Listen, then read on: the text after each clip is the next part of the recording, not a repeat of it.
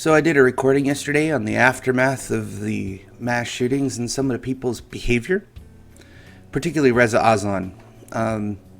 He said some nasty shit, called for the genocide of the entire supporting base of President Trump. Even if you don't support him, but you might be adjacent, you're dead. You wear a KKK hat. I mean, MAGA hat, according to him. Yeah. And then in my rant, and later after I let my head cool a little bit, I realized I'm giving him exactly what he wants. He feeds off that rage. He feeds off of it. He loves it. Because then he can cry victim because people are saying, why don't you come eradicate me and shit like that. And I thought to myself, well, shit, I'm not going to give him any further attention. I reported him to Twitter. Not surprisingly, it didn't violate their rules. Calling for genocide does not violate the rules of Twitter. So, I'm shadow banned. I have zero growth. I can prove it analytically that Twitter has decided to silence voices that they don't agree with. If you hit key indicators within their algorithm, you effectively go to zero growth. Zero. None. I've gained no new followers in the last year. And that's not that, well, I take that back.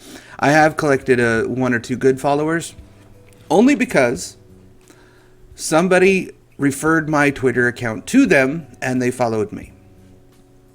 That's it. There was no other thing that brought me to these people. So my growth is effectively zero because, and I don't think it's anything specific or malicious necessarily, but all they do is promote the leftist check marks. That's it. So while I get to see Reza Aslan running his mad-ass voice, threatening people online, I don't really see anybody else except for the people I follow. And I don't know if this is my own settings or not, but regardless, the analytics of Social Blade show that I've had zero growth. Same goes for YouTube. They squash and kill voices, so the only way that anybody gets to grow is by leveraging people to have a bigger voice to get some attention.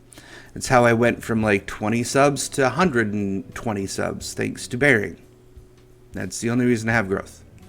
It's been stagnant every video. I'll lose one, go back to 117, and go right back to 118.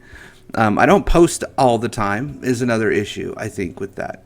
Because if I were to do 3 videos a day, like some of these other guys, then yeah, sure. But I have a full-time job, so that's not going to happen. It's just not going to happen. I don't have enough things to talk about that I find relevant. But regardless, that's not what this is about. I wanted to discuss something slimy. About the mass shootings in particular. This happens every goddamn time. And I was actually hearing it on Fox News, of all things. But the Fox News here in local America, over in Houston, well, they're incredibly leftist. Because all they've talked about is El Paso. All they put on there is how Beto O'Rourke's over there talking about all the tragedies. And that it's Trump's fault, of course. Never mind that we had multiple mass shootings under Obama, so those are all Obama's fault. I'm going to blame it on him. Why not? He said a lot of racist shit too. So, but no. Oh yeah, that's right. He's not racist because he didn't have institutional power, but besides being the president, and he's black, therefore he can't be racist, according to them. Despite having the highest seat of power ever. Yeah, it's because he's privilege plus power. He had no privilege even though he went to Harvard. Oops. Anyways, no, that's not what this is about. I wanted to discuss some really slimy shit that happens every single time one of these tragedies occur. You get scammers that set up fake GoFundMes, fake help me pages, fake whatever, fake donations, and then they start doing telemarketing calls saying, hey, come help the victims of El Paso. The big one, of course, the one that's all over the news. They'll target that one, they won't target the other one. Well, sometimes. So they'll target this, and what they'll do is they'll set up these fake accounts, and they'll scam you out of donations, thinking, "Oh, you're being helpful, you're being great to the community, you're going to help a lot of people," and so on and so forth. And so you'll give money to these charities, essentially, is what they claim to be. And all the while, all you're doing is feeding a family of 16 in probably India. Next time, don't make a mistake. But in this case, what they'll do is they'll set up a GoFundMe. They'll set up a donation page of some sort, saying it's going toward the victims of El Paso. It's not. It's going to their pockets. You just gave them money. It is against the terms of service for some of these places. Don't be a liar. But they usually never catch these guys. They get reported. You turn them in. Takes them a while to verify, and then they get deleted.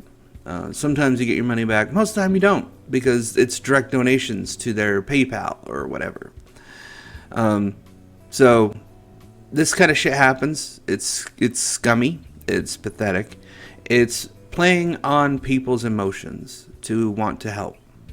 I wouldn't be surprised if an asshole like Reza Aslan set one up and then got everybody to donate, pretending like he's going to actually give a shit about the people, when he doesn't. He feeds off of rage. You can tell I have contempt for the man still. I hope, because, well, he's a contemptible person. Anyways, I thought about both of these situations. They're feeding off the tragedy. Why would you do such a thing? One sees an opportunity, a very benevolent opportunity, mind you. The other one sees self-gratification. Well, my next video I'm going to do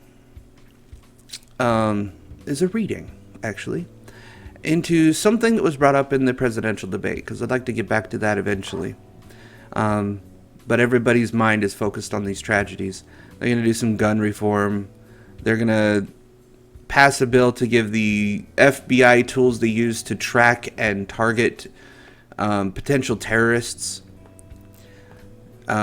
Because these people do leave breadcrumbs. They leave clues that local law enforcement aren't seeing until it's too late. And hopefully they can prevent it. The problem is, I don't think they actually ever call out where they're going to go. Just that they're going to go. And if they know this person, if they get the threat level, I'm going to kill someone, they can go track that person down fairly quickly enough. Pull them over. Stop them before it happens. That would be a good thing. I mean, if this dude, like the El Paso guy, went 600 miles to shoot people up. He went from Dallas to El Paso. I assume because he thought he could just escape when he was done and then just drive back to Dallas. And no one would be the wiser, except for cameras everywhere within Walmart. But, yeah, the other one got his head blown off, and remarkably enough, his leftist views were out there for everybody. Both of them have people trying to scam people out of money so that they can line their own pockets based on this tragedy. Now that's some pathetic people out there that do that shit. I just thought, you know what? No one's talking about that particular angle, and people should be made aware of it. Don't be giving your money to random people that call you up, or anybody claiming they're giving money to charities. You can find the legit charities if you look for yourself. They won't be seeking you out. They'll just be out there, and you can catch them. Although these scammers are there too. But go through the usual channels. You don't need to give money. Give blood. People will need it because they're bleeding out. One died in the hospital, for example. So you could always do that. That always goes to a good cause. But if you really have to give money, which is like the laziest fucking thing you can do, I understand people can't get to El Paso. Don't get me wrong. It's just, I find it lazy. Personally, I give blood. I mean, I give a part of myself, quite literally, to help people. So, it is what it is. But what you should do is look up Don't Google search this because you'll find the scammers too. But if you watch like the local news or something of that nature, or somebody that's talking about it, they will have a link to an actual verified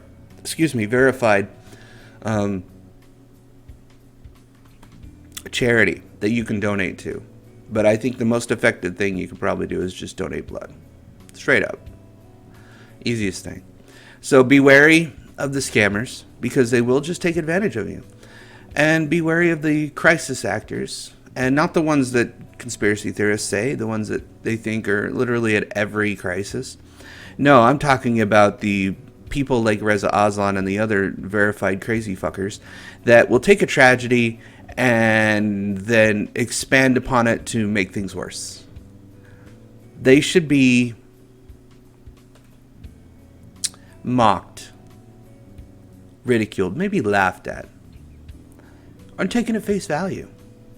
This is what you want? Wow, aren't you a contemptible piece of shit? Of course, they'll enjoy that. Threatening them back doesn't do anything because that's what they want. That's really what they want. They want people to hate them so they can play the victim right after. Even though what they said was trash. It was scummy. They'll play the victim. Just don't give them the satisfaction. Just don't play along. And with the scammers that want your money, don't give them what they want either. Play by a better game. That's all I got for this one. Hope you enjoyed it. Like, share, subscribe, all that kind of fun shit. Because like on Twitter and my Zero Growth, YouTube is Zero Growth too. Enjoy. See you next time. You don't have anything to be afraid of if you're doing the right thing.